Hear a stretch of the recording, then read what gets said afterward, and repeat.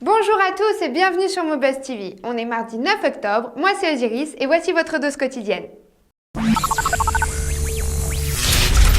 Est-ce que vous savez ce que signifie le terme couchsurfing? Eh bien en fait, c'est un anglicisme qui pourrait être traduit par le fait de passer d'un canapé à l'autre. Non, il ne s'agit pas d'une chaise musicale confortable, mais d'un moyen de trouver un canapé ou dormir grâce à Internet. Si je vous en parle aujourd'hui, c'est parce que 3 étudiants français ont lancé un nouveau réseau social appelé HostMeDudes, qui est destiné aux jeunes étudiants de plus de 120 pays afin de leur permettre de rentrer en contact entre eux et pouvoir faire, entre autres, les choses suivantes. D'abord, il y a Find a Host qui permet à l'étudiant de trouver un hébergement provisoire gratuit peu importe où dans le monde. C'est cool parce que c'est gratuit et puis enrichissant étant donné qu'il s'agit également de se confronter à la culture locale. Parfait pour un stage à l'étranger ou un échange académique. Ensuite, place aux amateurs de voyage qui manquent parfois d'accompagnateurs. Find a Travel Buddy vous permettra d'organiser votre voyage avec d'autres gens qui vont au même endroit que vous. Vous vous apprêtez à vous rendre quelque part et souhaitez y rencontrer des gens? Pas de problème. Find a Local Buddy vous permet de rencontrer des jeunes locaux sur place et prendre un verre avec eux par exemple, ou alors les inviter chez vous et vous transformer en guide touristique. Tiens, maintenant que j'y pense, j'avais envie d'aller à New York pour mes prochaines vacances. Je vais faire un saut sur le site, voir si j'organise mon escapade. Est-ce que vous croyez que Facebook pourrait devenir un lieu propice à héberger un monde de réalité virtuelle? Ce questionnement est à l'ordre du jour car Zencastr, qui est un outil servant à créer des chambres en 3D, a lancé une appli pour Facebook. On sait que Second Life, après tout le matraquage médiatique subi, n'a pas fini de triompher à cause du nombre insuffisant d'utilisateurs inscrits. Alors le fait de canaliser la masse d'utilisateurs de Facebook, et là je vous parle d'une estimation de 198 000 personnes inscrites dans le network français, ne peut être pas une mauvaise idée. Zencastr a pas mal de chances d'être un grand succès, surtout s'il a la possibilité de se joindre à des sites tels qu'Amazon, eBay ou Flickr, ce qui signifierait de pouvoir monter ses petits business dans la chambre virtuelle elle-même. La grande différence qui pourrait résider dans l'hypothétique monde virtuel de Facebook, c'est que chaque user devrait posséder son propre avatar virtuel sans avoir la possibilité de s'en inventer un autre imaginaire. YouTube doit affronter de plus en plus de concurrents à mesure que les jours passent, même si la compétence est apparemment incapable d'atteindre le succès du gigantesque Tube, ou tout du moins jusqu'à maintenant. Tudu.com est le nom du site d'échange de vidéos le plus populaire de Chine, et si l'on écoute ses fondateurs, il possède 5 fois plus de minutes de vidéos émises que YouTube. Tudu compte en son sein 15 millions de minutes par mois, alors que YouTube n'en sert que 3,5 millions. Quel est le secret?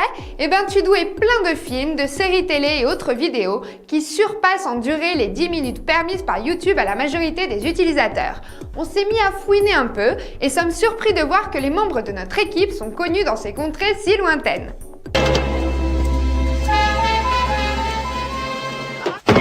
你把钱给我！你说拿去做善事了吗？哎呀！你这小子有钱到处乱扔，你懂什么做善事啊？哎呀！除了我妈韦春花，就属你毛十八最了解我了。你这小子！ Dans la lignée de l'idée née dans les années 90 qui a mené grand nombre de compagnies nord-américaines à suivre la mode du Casual Friday, lors duquel les hommes d'affaires doivent échanger leur costard cravate contre des fringues plus relax, voici le concept du vendredi sans mail ou plutôt sans mail interne. En gros, l'idée c'est que si par exemple tu as envie d'inviter ta collègue d'à côté à déjeuner, il te faudra le lui dire en chair et en os et non à travers ton ordi. Moi je trouve ça pas mal du tout comme idée, ça permet de lutter un minimum contre la disparition du contact humain entre des gens qui travaillent, en théorie pratiquement collés les uns aux autres. L'initiative a été parfaitement acceptée et des gens se sont même aventurés à proposer le nettoyage intégral des boîtes mail, c'est-à-dire l'effacement complet de tous les courriers des boîtes de réception de chacun pour recommencer à nouveau. Alors, cap ou pas cap? Et voici la première rumeur sur ce qui sera sans doute l'objet le plus mystérieux de l'année. J'ai nommé le projet de téléphone de Google, plus connu sous le nom de G-Phone. Ce qui est dit en ce moment, c'est que le portable ne sera pas un téléphone proprement dit, mais un software, un système opératif basé sur Linux qui googlera, pour ainsi dire, en quelque sorte les téléphones portables. On dit de Google qu'il pourrait distribuer de forme gratuite le système des fabricants de portables, ce qui, je ne sais pas si vous serez d'accord avec moi, rappelle plutôt pas mal les bons vieux coups de bol de Microsoft. Le journalisme citadin gagne en importance, transformant ainsi n'importe quel individu en créateur créateurs d'informations. En effet, l'accès des amateurs de vidéos à des plateformes de diffusion globale telles que YouTube multiplie aujourd'hui les possibilités pour les témoins accidentels d'événements importants de contribuer à l'opinion publique. Tenez pour exemple la dénonce socio-voisine qui a eu lieu en Espagne, plus concrètement à Madrid, au sujet de la calle Montera que l'on pourrait comparer à la rue Pigalle parisienne. Une communauté de voisins de la rue en question a créé une chaîne sur YouTube afin de dénoncer la prostitution et le trafic de drogue qui circulent près de chez eux, à travers des vidéos témoignant des faits.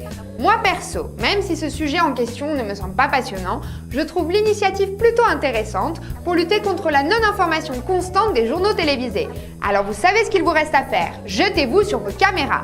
On vous laisse un petit bout pour que vous voyez à quoi ça ressemble.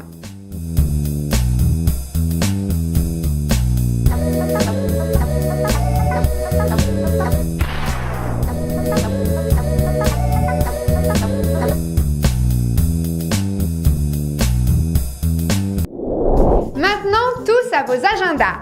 Samedi prochain a lieu un meeting organisé par nos potes de Génération MP3 à partir de 16h et ça se passe à Paris. L'entrée est ouverte à tout le monde et gratuite, Prestagada et Banga inclus. Vous pourrez y manipuler tous les baladeurs MP3 d'un grand nombre de marques, tester la Wii et la Xbox 360 et même faire face à l'équipe de Génération MP3 sur Mario Kart DS et d'autres jeux de la petite console. Et attention, invité surprise, le Sony Rolly. Moi j'irai sûrement pour le rencontrer vu que je serai à Paris pour le week-end. Alors l'adresse c'est 68 rue Jean-Jacques Rousseau dans le 1er arrondissement et pour ceux qui iront, on se voit là-bas. Sur ce, je vous dis à demain sur Mobuzz TV. Gros bisous, ciao.